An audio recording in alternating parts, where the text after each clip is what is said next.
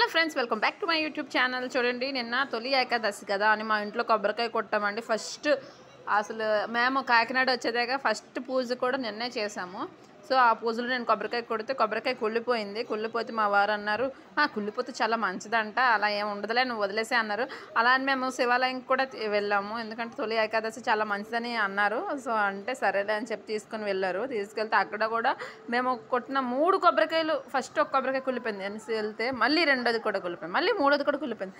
మూడోది కుళ్ళిపోయింది కదా అని చెప్పి మా వారేమో నాలుగోది తీసుకురావడానికి మొహమాట పడ్డారు. కానీ పంతులు గారు అన్నారు, చాలా మంచిది నాయన, మీకున్న దోషం తొలగిపోయినట్టు, వెళ్ళిన ఆయన తీసుకురా అని చెప్పారు. సో వెళ్ళారు, తీసుకొచ్చారు.